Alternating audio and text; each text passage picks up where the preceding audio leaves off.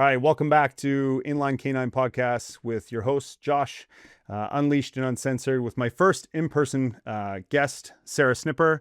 Sarah is a recent graduate of the Inline Canine Apprenticeship Program. She now is working with her own clients out of our clientele. She is a current, what is she a current? Personal trainer. She is a current personal trainer for both in-person and online. Sarah works very hard, and we're happy to welcome her here today to be our guest. And we're going to talk all things dogs. Welcome, Sarah. Thanks for having me. So why don't I very bluntly gave you a little intro, but why don't you tell everyone who you are and what you do?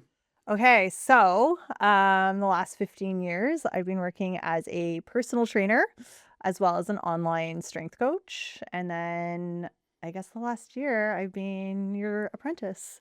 So officially I'm part of the Inline Canine family. And those are the things that fill my cup. Nice. What got you into lifting and the science behind it and helping people with it? I know it's a lot. I was actually encouraged to get into it way back in 2009, 2010. I was a skinny little thing. I weighed a whopping 98 pounds. I've seen the photos. Yeah. And I was running a lot. I was doing Pilates, yoga, and people were like, you're so active. Like, why don't you become a personal trainer? And I was like, there's no way. I've never been in a gym before. Like, that's ridiculous. And then I found out Good Life Fitness in Orleans was a brand new facility. They hadn't even opened yet, but they were hiring. And I found out that you could get hired on and go through the process of being a trainer without any knowledge. And prior to that, I was working retail. So I was like, okay, let's do that. Kind of like this program. Yeah, this is really, how my life is. It's, this sounds like something I could maybe be good at. Let's give her a go. So yeah, that was 2010. I got on at Good Life, did my CanFit Pro, and started gaining clients. So CanFit Pro is like the basic in Canada to be... It's technically, if I remember correctly, it was sort of owned by Good Life Fitness. Okay. And it was, your major cert where you're learning about periodization, anatomy, nothing about business really. Yeah. That was all through Good Life. And if anyone knows anything about Good Life, it's very sales oriented. I've heard that. I did about 2 years there, burnt out, went back to retail management, and then left that and started off as like an independent trainer through Anytime Fitness. When you say burned out, yeah, what do you mean? How'd that happen? Worked 7 days a week, at least 12 hours a day. Back then you didn't get paid for any, what are the words I'm looking for right now? Basically I would walk around the gym, approach people for personal training and try to get them to become... Cold call, really? Yeah. We actually did cold calls as well, which I hated. Like, could not pay me. And they literally didn't. Yeah. So there was a lot of free work that was never paid. I would start at 6 a.m. and because sales were so big, we made a commission. So there was always a hustle to have consultations and gain new clients. Dangle the carrot. Exactly. Yeah. So I'd work from like 6 a.m. till noon. I'd have clients. I'd have from like 12 to 1, maybe 2 o'clock at the most to get my own workout in. And then I'd have clients from 2 or 3 until again 7 p.m. and like every day. Yeah. I did very well. Don't get me wrong. Like I absolutely crushed it. In the moment, I thought it was great because I had a really great income. Not many people can say like, oh, I bought my house at 25, 26. And I did because of that job. Yeah. However, after going hard for like 2 years straight, I just couldn't do it anymore. I just really couldn't do it. Hustling comes with a cost, right? Yeah, It really 100%. does. Like the motivation it was gone. And there was a lot of hiring going on of people who I didn't think were very well suited for the job. Well, they expanded quite quickly, right? Like Oh Good Life, God, yeah. I felt like everyone was a Good Life trainer. I feel like most Absolutely. personal trainers at some Yes. start. Yeah. Yes. Okay. Yes. And yeah, that was just starting to bug me when, you see trainers just staring at a TV the entire time their client's doing some like horrific movement where I'm like, oh my God, I can't watch this. 2 points of contact. Yeah, it's just, it was not good. Yeah. Okay, that's fair. So that was the kind of your start. Yeah. When did the science piece come in? Is that like through Good Life as well, or you kind of sought education on your own too, right? I did. So prior to 2020, I would say, I think in 2019, I started online through Algonquin College just doing anatomy and physiology. Um, I don't remember why. I think I was like, I want to learn more. Obviously back when I was at Good Life, there was chances to do many certifications. And then later on, when I went back to Anytime Fitness, which was when I was doing the Algonquin course, I was like, I just want more education. I like to learn. So I did that. And then I was going through my own personal battles and I wanted to learn more about the brain and psychology. So I decided to start back part-time as a mature student at Carleton. And I was very, very heavy into neuroscience. How old were you when this was going on? Excuse me. 34, Okay. I want to say. Yep. 30, It's a big jump back 33, in 34, I education. would say. Yep. Oh yeah. Yep. Yeah, it was way better than when I had tried school the first time. Yeah. I get that. Mainly because I was very interested in what I was learning, right? Yeah. Like when you actually want to go to school for something, Yeah. And to be fair, I did. I wanted the end goal to be, do my master's and become a psychotherapist. And Okay. So I that was just the original didn't. goal. Yeah, Yeah, I just psychotherapy, didn't. okay, Yeah. yeah. It's like, well, I'm sure I'm getting older, but I was like, okay, by the time I actually do this, I'm going to be 50. Yeah. And I want to be able to still relate to people in their youth. Yeah. And at that point, it's like how that gap, I don't know. And like the amount of money that you invest in this education, like I rather just continue work. And it's hard to balance work and school. Like Yeah. that was really getting to me. Yeah. So Well, that's a whole other challenge in itself. So yeah.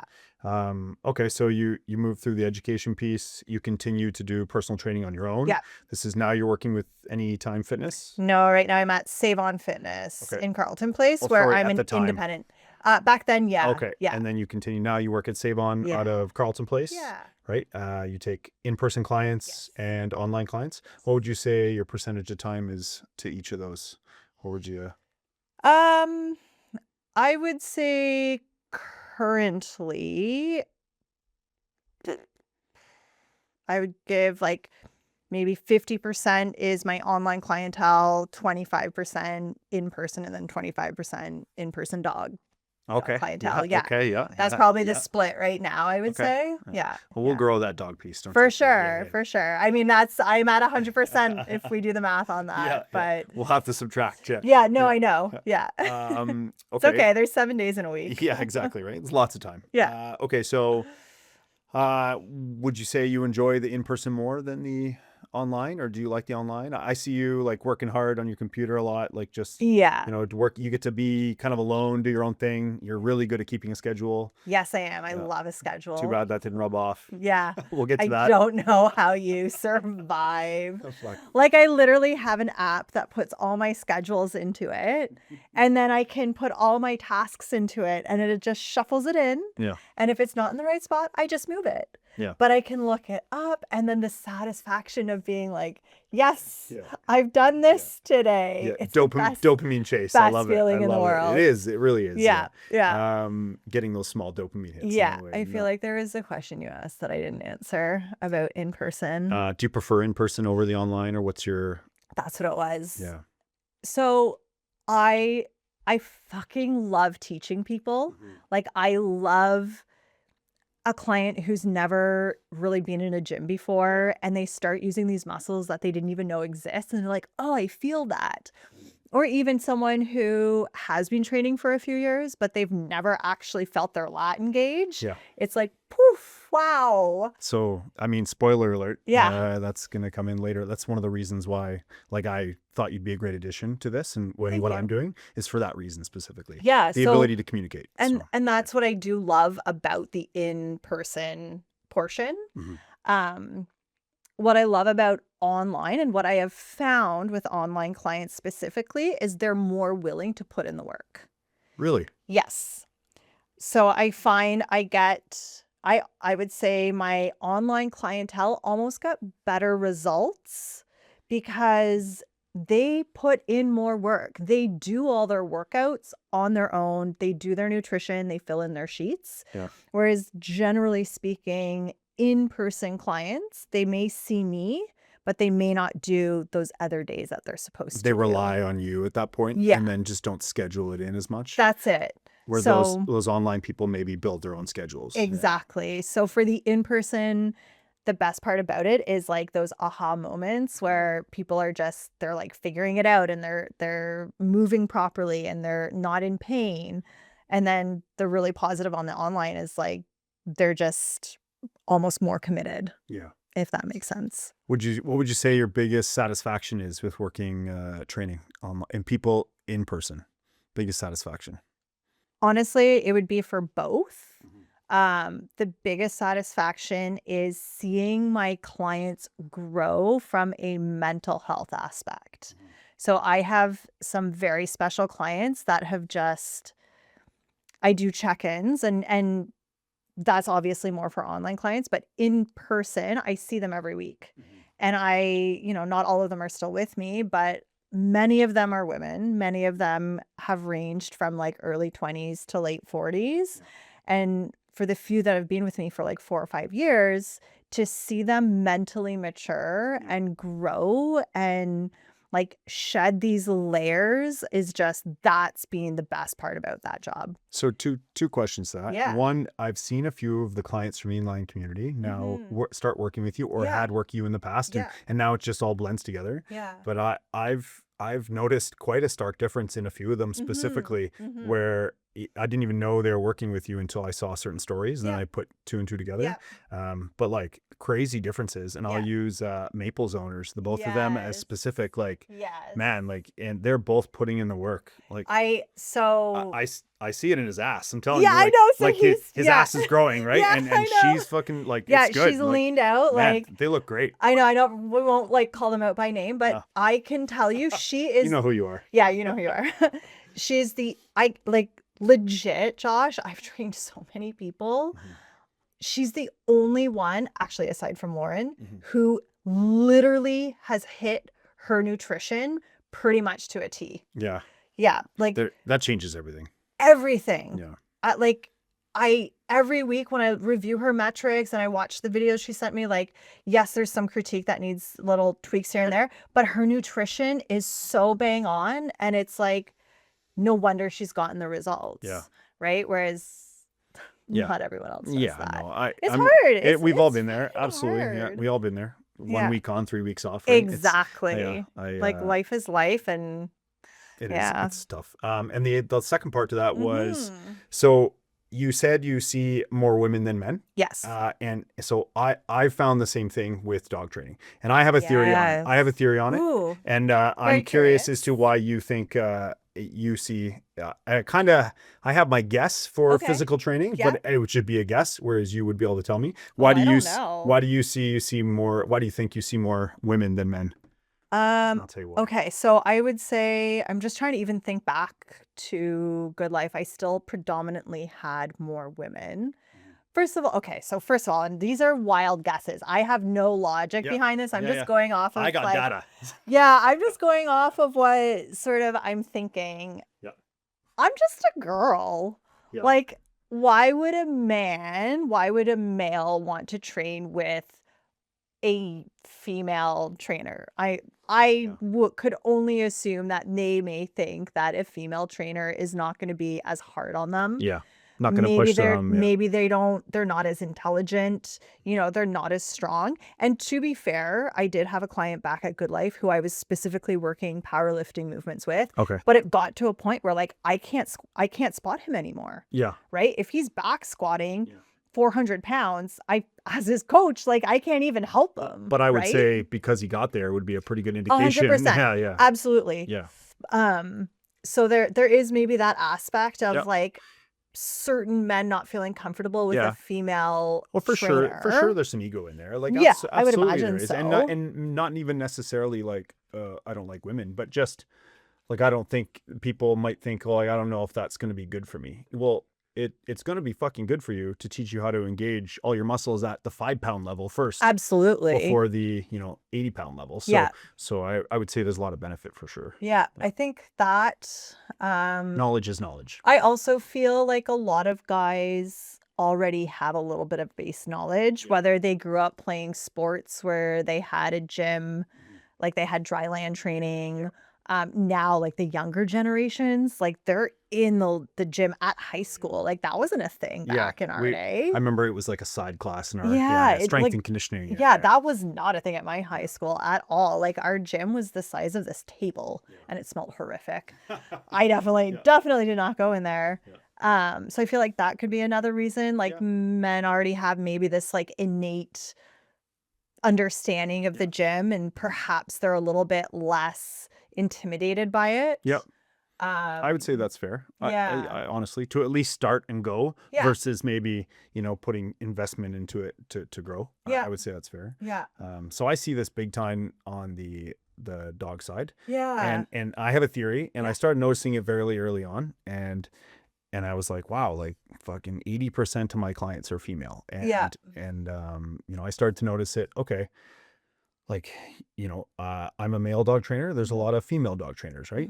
So it's not a very male dominated industry at the lower trainer level, I would say. In terms of when you want to focus in maybe the working dog level, there's more males because, the military side, the police side, stuff like that, right? But then sports, there's a lot of big female sports trainers and stuff. Yeah. But the big one that I noticed is accountability. Women have it. So what I mean by that is if women identify a problem. So Fluffy is jumping at people on the door. Yeah. The guy will just fucking throw him away and move. Yes. A woman will be like, well, fuck, we got to get this fixed. She'll literally set aside time in her day to do research, find my beautiful picture online, look at all the nice things that people have said about me.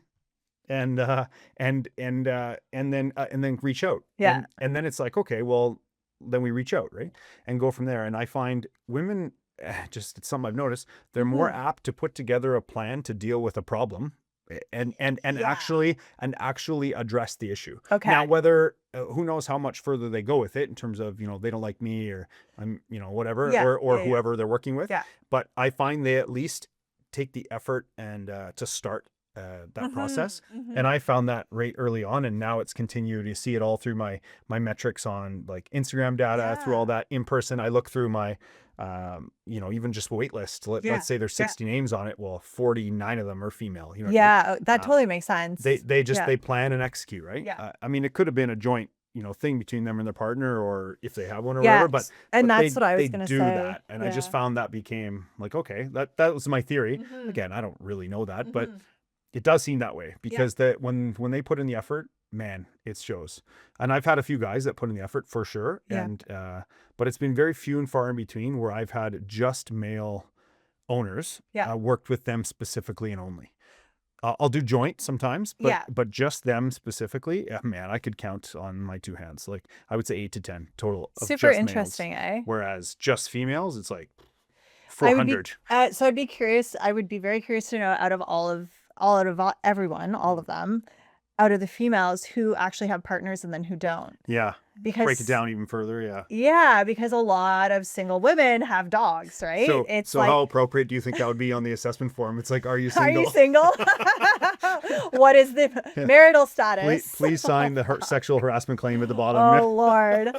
Yeah. But it would be interesting to see because like, I think that is a legit thing where there are so many single women who have dogs. Yeah. So like, of course they're going to be the ones reaching out for the training with them. And then yes, in partnerships, the women do tend to be like more carrying on certain things like that. It does seem to be, honestly. Yeah. So keeping with dogs, you don't mind, I'm going to move this into, let's talk about your dogs. Love dogs. So why don't you talk to me about your 2 dogs and how you got them, and how they, what they mean to you in your life. Oh, little Feist and Rome. There's nothing little about I love them so much. It literally could make me cry. So Feist I got in 2018. I believe it was August of 2018. So I've always had dogs. Yeah. Like when I was a kid, it was like every day I asked my parents for a dog and it was always no. And then finally, I'll never forget, my mom picked me up from drama camp and was like, we have to stop at a friend's house. And I obviously was like, oh, fuck. It was music camp, actually.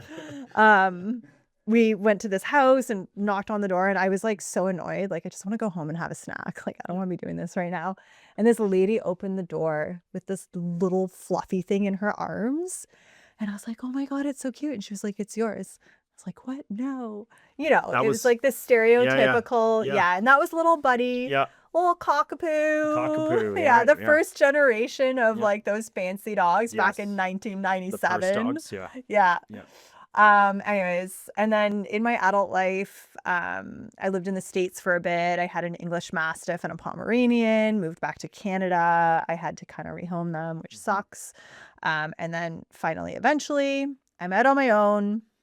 I'm less than a year sober, and I just like needed something to fill the void. Honestly. Focus your time, take your energy. Yeah. Exactly. And I was personal training, so I had my own schedule and I saw this like window of time that I could spend.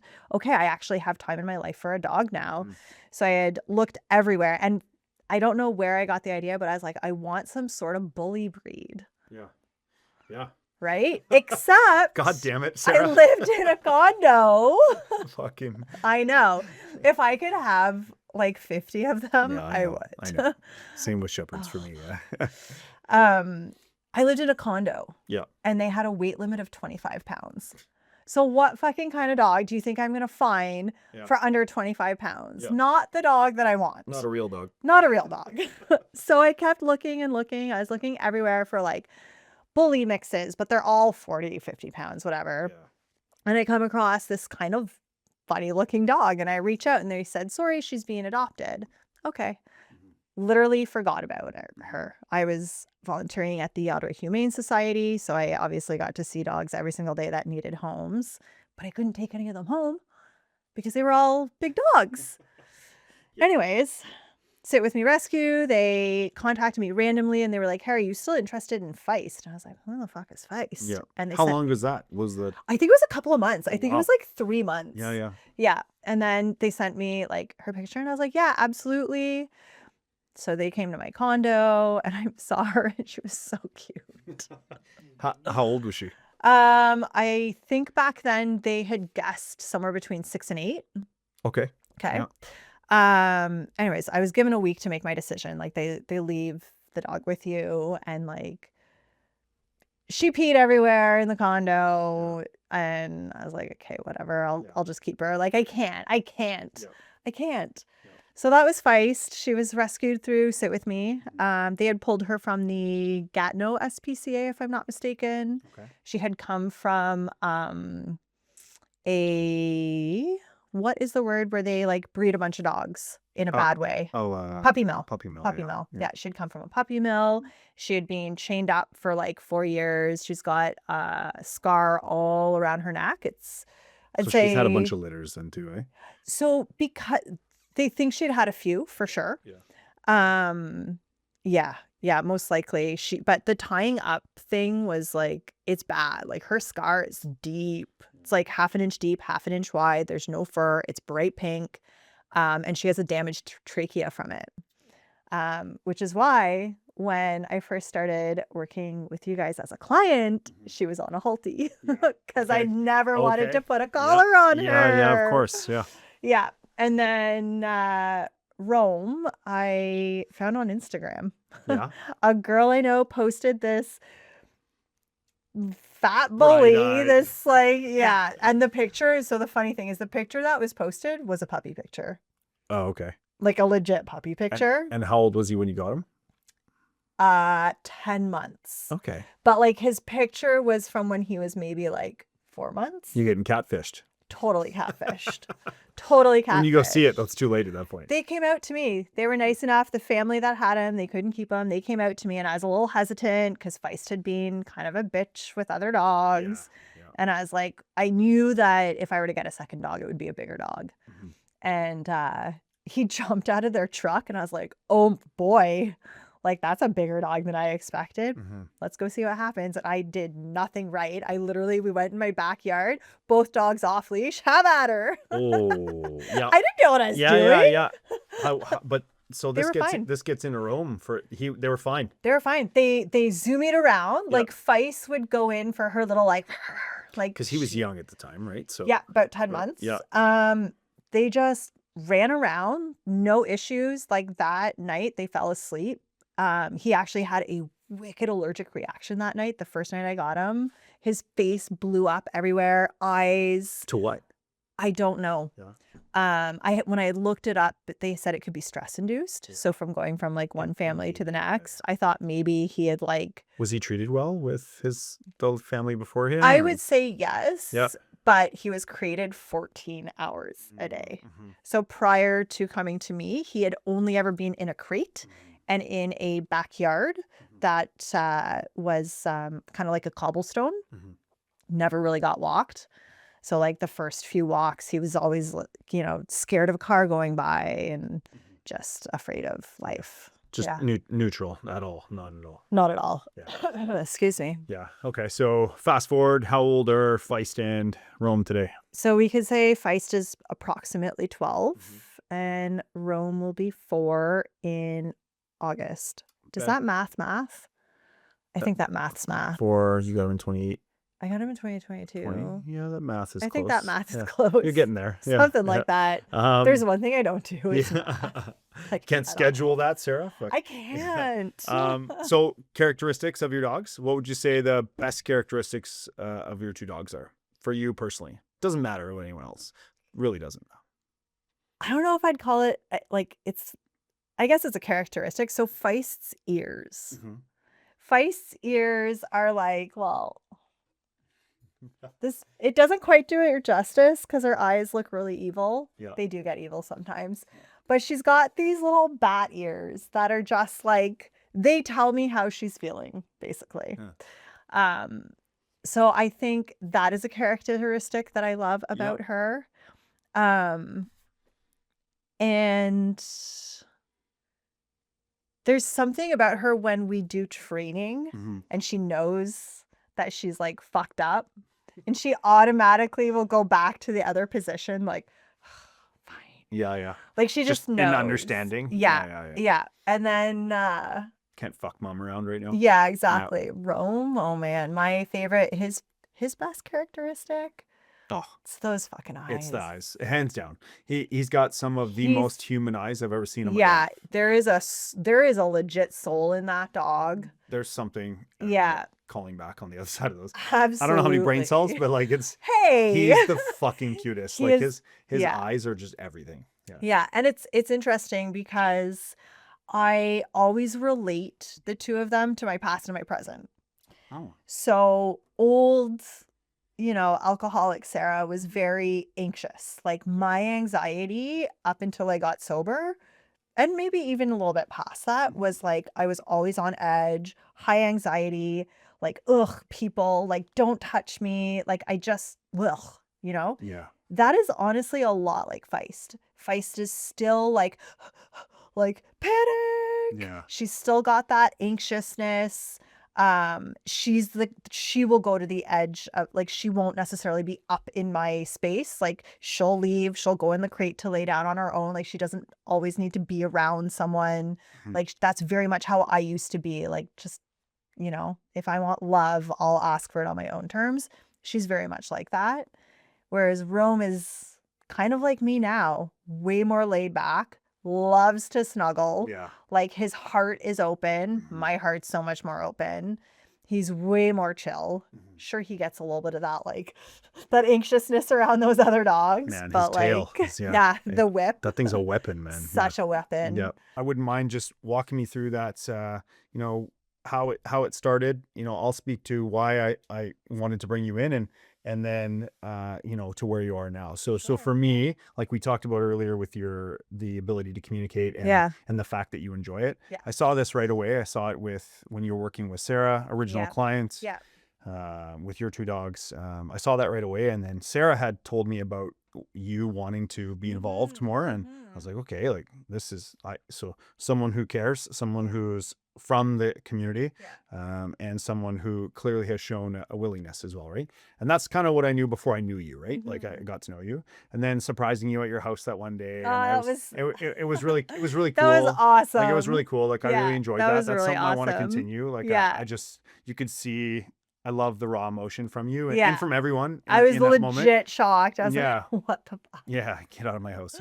Rome. Yeah. But it was pretty cool. Like so that's what led me. And then this whole process, you know, I'll speak to after that. But you know what, how did this go for you? And you know, how much fun did you have? Well, it like kind of flew by now that I'm in it. I'm like, holy shit, like we're here. Yep. We're here. Yep. Where to even start? I mean, you threw me in the deep end. Yeah. Oh my God. Petawawa. Yeah. Go. Boom. Which I think was great. I loved. I know it was. So I actually loved, I loved the fact that I just got to handle so many dogs.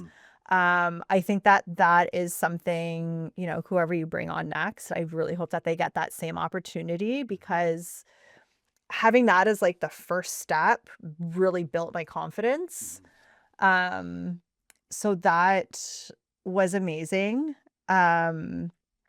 Being a part of group and being able to, even though people had been clients and they had like graduated to group, I could pick out when things weren't going right. And I already like could start to be like, okay, no, like this needs to happen. And maybe it wasn't my time or place yet, but I knew that I could at least go over and be like, hey, let's do it this way. Yeah. That's why I wanted you involved in all the groups, to kind of hear everything you say. Because I always joke about I'm hearing everything that they're saying. Yeah. And I am. Like but you can't always go over, right? Like you're trying to multitask 32 dogs. I just yell or throw something. So exactly. But no, that's a great point. I wanted you to get hands-on with dogs. Yes. And start to get a feel for what's going on around you. Yeah. And then I felt like we started to get into the teaching aspects for you. At first it was just watch and work. You work the dogs over and over, because I knew you were great with the leash, but now do it with, you know, a German Shepherd who won't stop barking, a Doodle won't stop jumping, or a Sheltie that will run away from you, or a Cockapoo or Westie, you know, all these little things. So, okay, so we worked past group, and now we're getting into kind of the teaching phase. Yeah. It was, you know, now I'm asking your brain to do the two different things, right? Because lots of things. Doing is good, but now you had to do and teach, right? And that was hard, and it is hard. It's a skill. I don't care what anyone says, it's a skill. Oh, absolutely. And now that I'm like doing it on my own, I'm like, oh gosh, you know, like it is. Catch yourself. Yeah, because you know we were doing consults, and you did most, which I wanted you to do, because I hate having to be put on the spot. Like if there's something I hate, it is being put on the spot to talk. Yeah. And here we are. So I'm so grateful though that you did like the speaking points while I could demonstrate, but then also hop in and do some, like it was nice because I could take little chunks.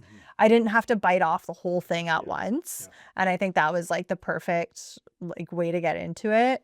You know, when it came down to starting with e-collar training too, right? Like we've seen so many changes with that over the last year. And that was really great for me to follow and learn and understand why we're doing it. So for me, like that was a really good experience too. Yeah. And so I knew you, when you were on your own, communicating to your clients wouldn't be a concern. And I look back at, like when I first started doing this just for myself, I look back at how my consult changed from the way I did it to the way I do it now. Completely different, right? A lot more direct, a lot more like pushing through some of Yeah. the silliness, the steps, just finding where I could be more efficient Yeah. to focus on the dog, right? Yeah. And I really glad that we got to focus on that, because you would have really hated my early consults. They were like 2 hours a piece. Oh my It's too God. much, It's right? too It much. just, it Yeah. became so draining on you too, Yeah. and great for the owners at the time, but it's like it became almost past the point because you're giving so much information. Yeah. So that's why I always start every You consult see with, the eyes start to glaze absolutely. over. That's why I start every consult now with, hey, this is a fire hose today. Yeah. Don't think you need to remember everything. Yeah. Here's your form, and I'll send you a bunch of stuff too, right? Yeah. Yeah. So, okay, we're getting into the training. I'm starting to kind of give you clients to work through, follow on your own, but Yeah. with me there, just kind of, being back in the back, just taking photos, watching, of listening. course. Yeah. And then, we go through our feedback and everything too. Mm. And well, when you look back at the whole process, cause I'm learning through this process too, right? Yeah, Like absolutely. this is the second time, Yeah. maybe second time I've done this way. Yeah. And I really enjoyed it, like, thoroughly, because I love teaching. I'm like you, I Yeah. could teach all day. Yeah. What were some of the things that really stuck out to you in terms of the teaching process, like something that you really liked, something you really enjoyed? So in the winter I had gone to a like seminar thing, Mm-hmm.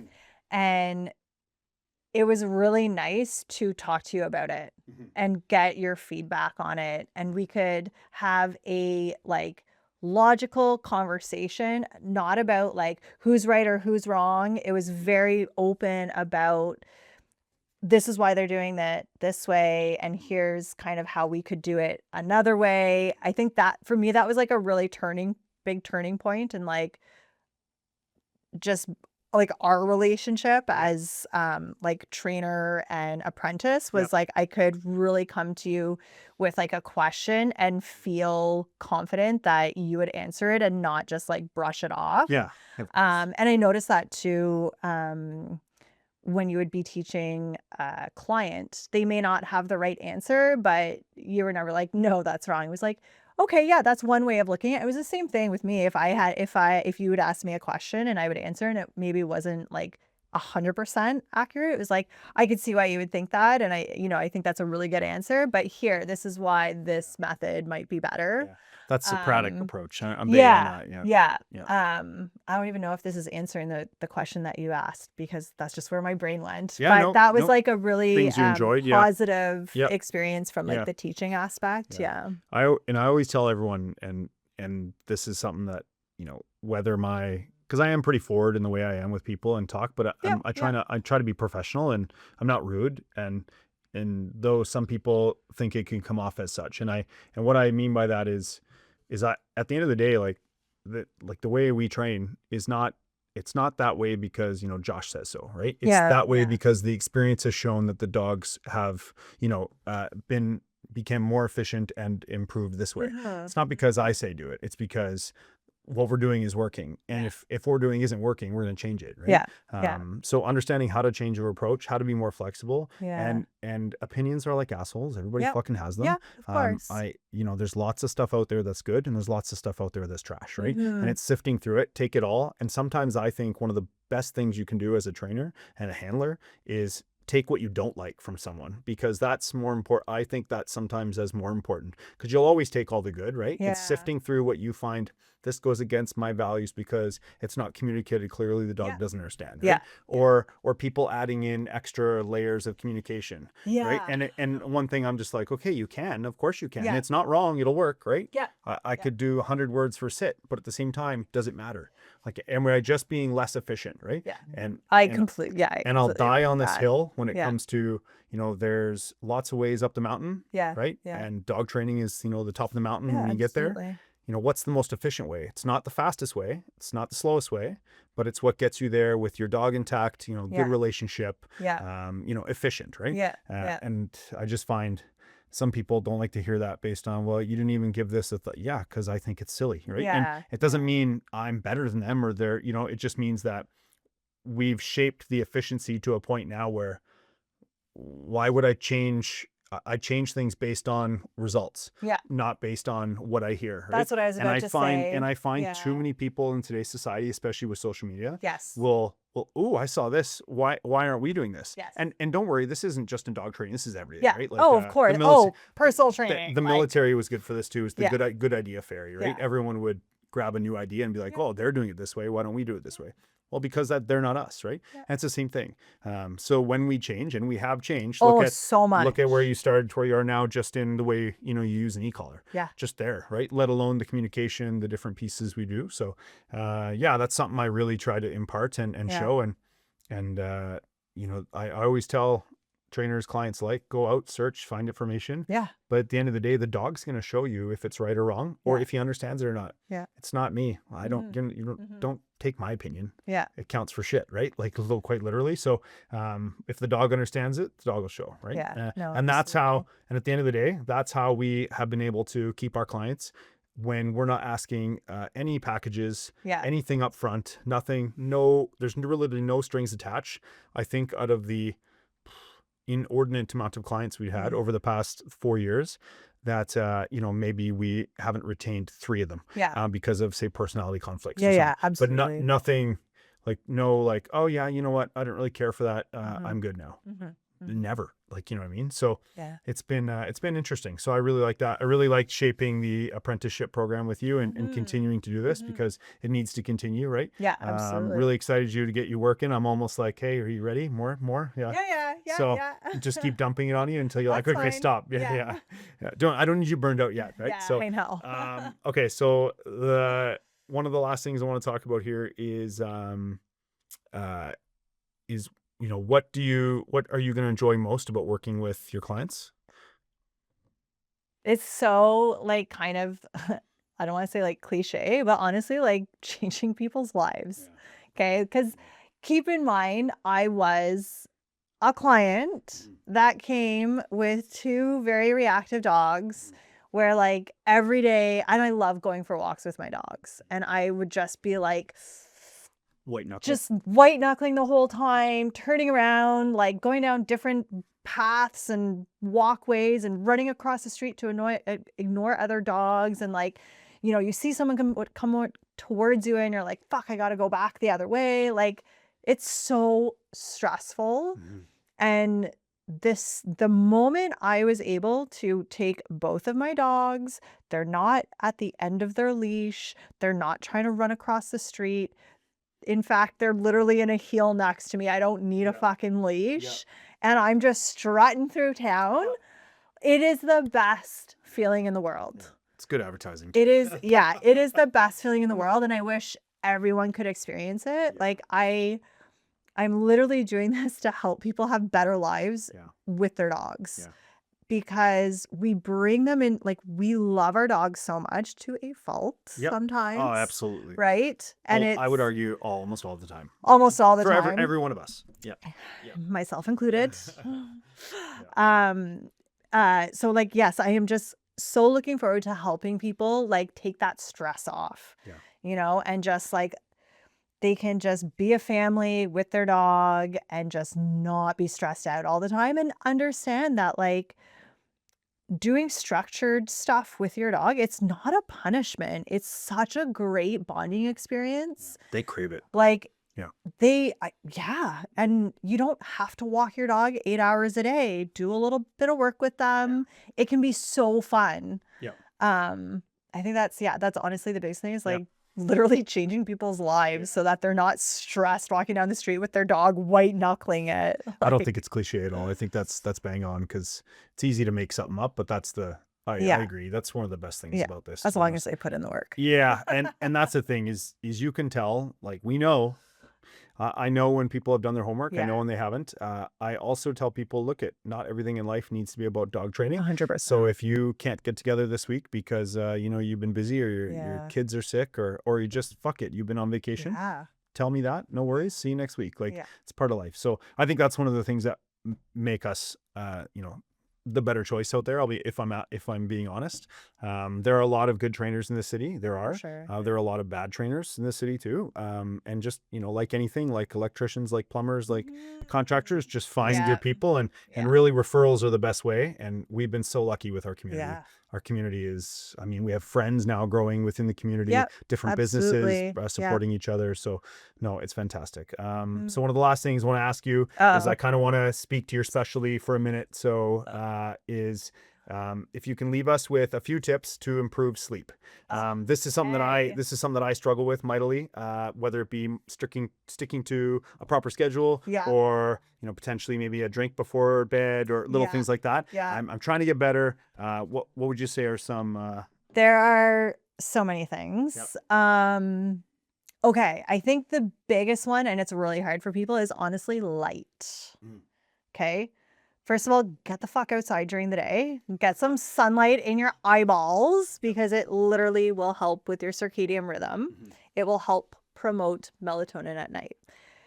That also means at least an hour before bed, like get off your phone, get off the TV, like literally turn the lights off. Scream that into the Like camera. turn all the lights off. Get off your phone. There's a cool thing you can do. Where'd I put my phone? There's a cool thing you can do with your phone. You have to set it up in the settings. But if you go 1, 2, 3, you can get like a red light. I did not know that. Yeah, you have to do it in your settings.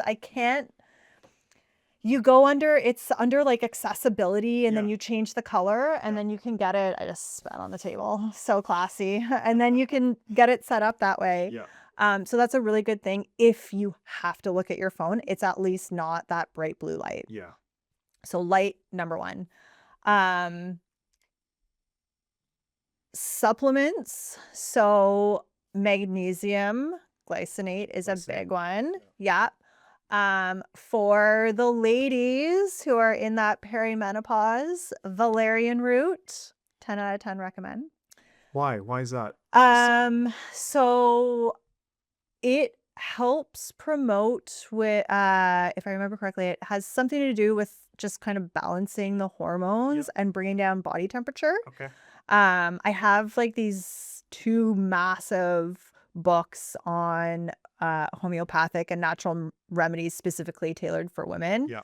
And it was one of the ones that was recommended in there for like menopausal women who are having hot flashes. So valerian root is a big one. Okay. Magnesium valerian root. There's also Spoken, which is a brand that it's in the US. They make Sleep Builder, which I'm able to acquire. So if anyone is interested, you can contact me. And in that, it has magnesium, I want to say L-theanine, tart cherry juice, something else. And it just really promotes like relaxation.